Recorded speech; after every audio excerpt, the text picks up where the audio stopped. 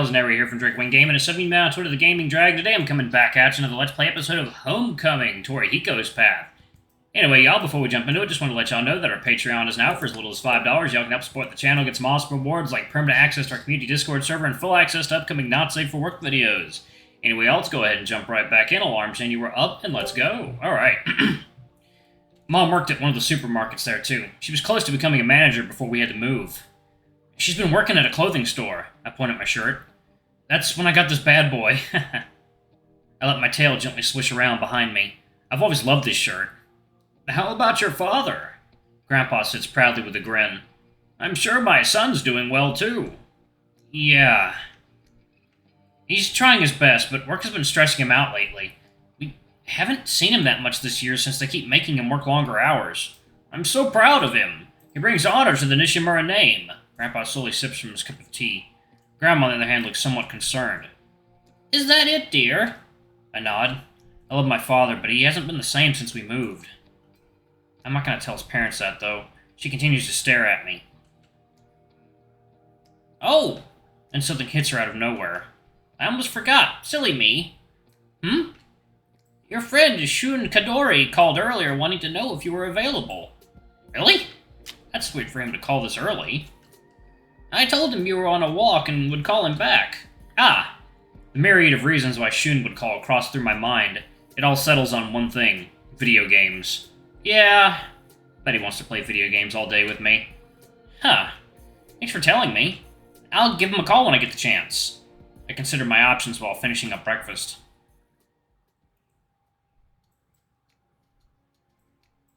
I lay down in my room, staring at the ceiling. It feels so good to rest after that walk. I snap myself awake. Wake up, dummy! The day's just begun, I'm already falling asleep. Ah! Curse that stupid cicada. I can't deny how comfy the bed feels right now, though. I haven't called Shun yet, either. I bet he only wants to play video games so we can show how much better he is at them. Can't say I'm too excited to get my ass handed to me. I could always just say Grandma forgot to tell me. You know how old people are. Then I could stay here a little longer and get some actual rest. But... this is Shun we're talking about.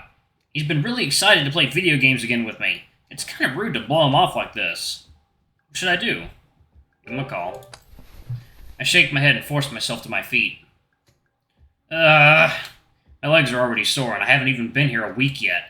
If Torihiko thinks my arms are noodles, I'd hate to hear what he thinks of the rest of me.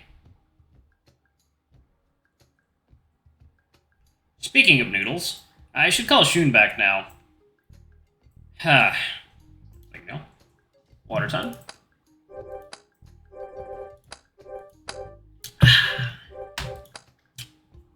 Despite my sigh, I can't help but smile as I slowly leave my room. As I head into the hall, my grandmother smiles at me from the living room. I return her smile, swishing my tail as I walk to the phone. Lifting the receiver, I suddenly realize that I don't remember Shun's number. An embarrassed blush stains my cheeks. Grandma, do you still have the phone number of the Kadori residence? What was that, dear? I can't hear you too well. I replace the receiver and walk closer to her so I don't have to yell. I want to return Shun's call, but I don't remember his phone number. I used to have a list of all the phone numbers in Minasato lying around somewhere. Didn't you? Oh, that's right. She points a finger down the hall. I think we left it in the drawer underneath the phone. Okay, thanks, Grandma. I bow before returning to the hall. This little booklet looks promising. Here we go. This should be Shun's number. I place the booklet on the table and pick up the phone. My fingers carefully input the Kadori family's phone number. I can't help but be curious as to what Shun wanted when he called. I shrug and finally finish dialing the numbers. Yeah. Shh. Kadori residence, this is Shun. I smile as I hear my friend's excited voice. Hey, Shun, I hope I'm not interrupting anything. I hear his breath hitch, and what sounds like him fumbling with the phone. He's probably trying to cup the receiver with a free hand. No, not at all. Actually, I called earlier hoping you could join. I could practically hear the giddiness in his voice over the phone. Am I really that popular right now? Last I checked, I was only mildly attractive. You aren't just inviting me over to try and kick my butt at Street Combat 2 Turbo, are you? I hear a soft snicker, which brings a grin to my face. No, unless you want me to. My grin widens. I can hear the competitive streak in his voice. Actually, a few of the guys are here. We have all kinds of snacks and soda, too. I don't want to assume that this was rushed together just for me, but Shun seems a little too enthusiastic here. Perhaps I should poke him a little more. I don't know, Shun. I'm a little tired today for some reason. I can hear his groan before he even makes a sound. You're gonna make me beg, aren't you, Hiro? Fine then, please. My resilience gives out as his pitch rises, and I can't fight the wide, toothy grin that spreads across my face. All right, but if you try and pull out that ancient console, I expect to have less side-screen privileges. I promise not to use all stretchy arms either. I can't help but laugh. Okay, I'll head over now. See you soon, Shun. See you, Hiro. Ah, no, not that one. I chuckle as Shun hangs up the phone in a hurry before replacing the receiver. Placing the phone book back, I close the drawer and walk to the living room. Water time.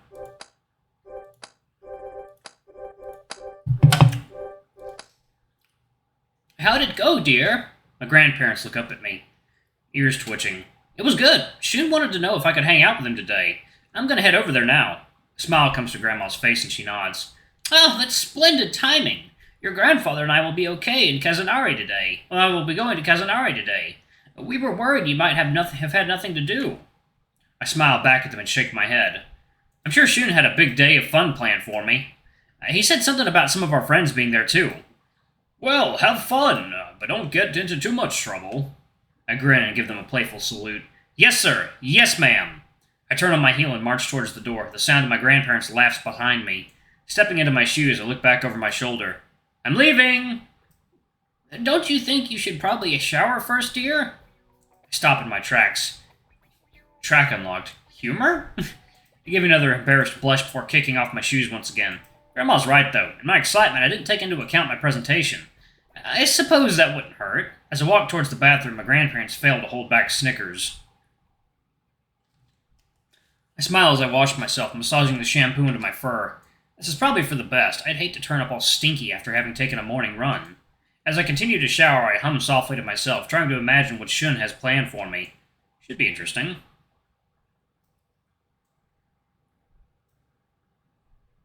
I totally forgot how intimidating Shun's house is.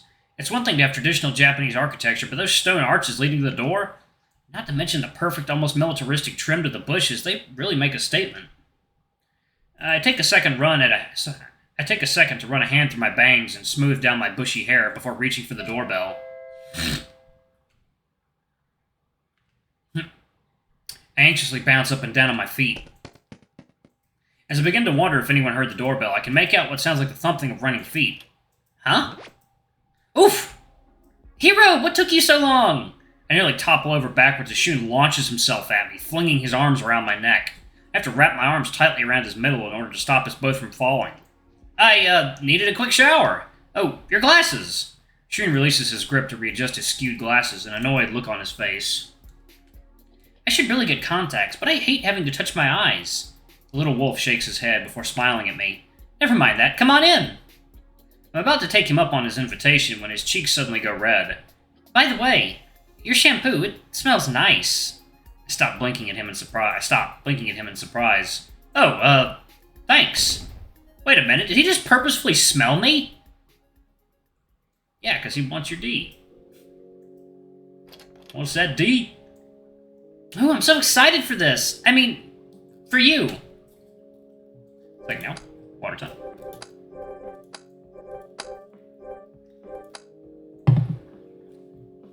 I chuckle softly as I kick off my shoes before following Shun down the dimly lit hallway. Memories resurface as I notice Ikkyo-style ocean paintings, hanging exactly where I remember them.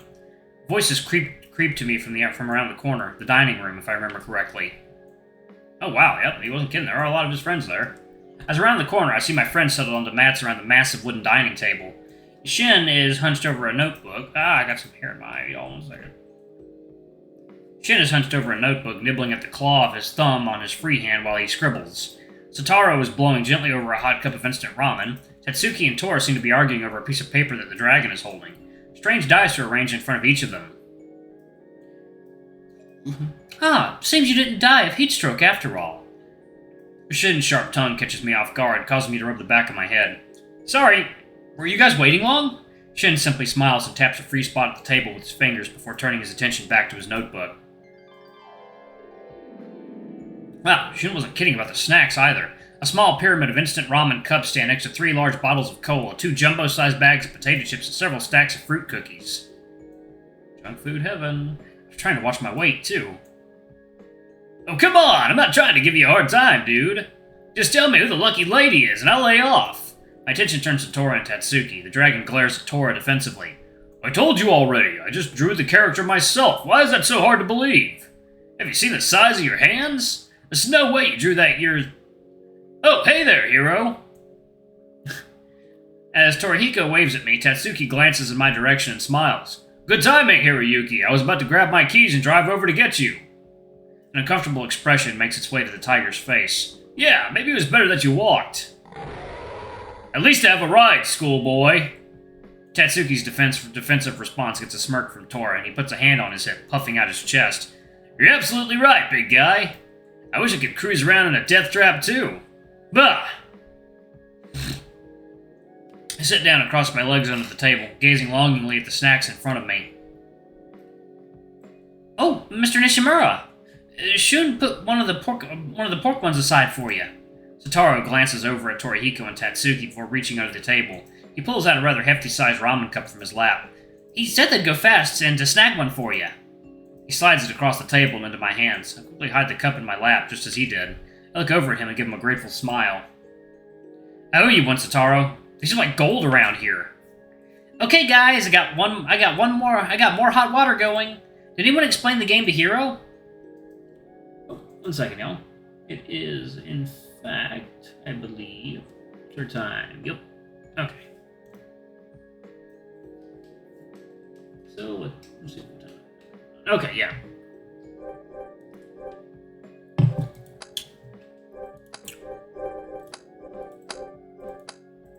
Okay. Did anyone explain the game to Hiro? As Shun passes by me to his corner of the table, he gently places a small bottle in my lap. My eyes widen as I see the label. Only the best of best friends remember to bring you the soy sauce. I love this guy right now. Hiroyuki hasn't played Nightwatch before. I wouldn't exactly call this game beginner-friendly. I gulp at the Black Cat's choice of words. This is sounding like it must be a very difficult game. Oh, it'll be fine. Shun clasps his hands together and peeks over his glasses at me, giving his best puppy dog eyes. Trust me, Hiro, you're gonna love it. I give a nervous chuckle and rub the back of my hand. Okay. Shun gives a shrug and returns his attention to his notebook. Alright, let's get this out of the way then, I guess. Okay, so one more time. What exactly does the luck stat do in battles? If you have a weapon with a status effect, you get an extra roll, which coincides with your luck stat. If the number you roll is higher than an enemy's resistance... Shun smiles excitedly, then continues his explanation.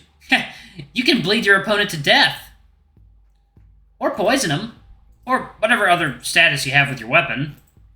Meh, not painful enough if you ask me. I choke back a laugh when Shun speaks up. To be honest, I wasn't exactly expecting something like that from him.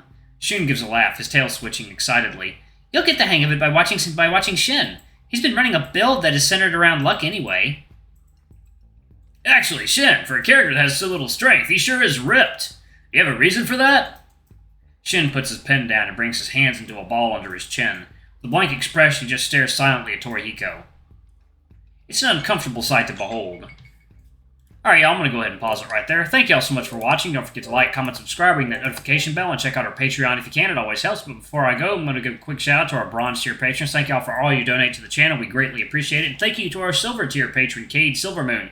You are awesome, and thank you for going a bit above and beyond. And to our gold tier patron, Amar, thank you. You are awesome. We love you. We hope you enjoy your new icon. And anyway, if y'all want to get your names in the credits as little as $5 a month, and you get some extra added bonus stuff along with it. Anyway, I love you all, and I'll see y'all in the next video. Bye-bye!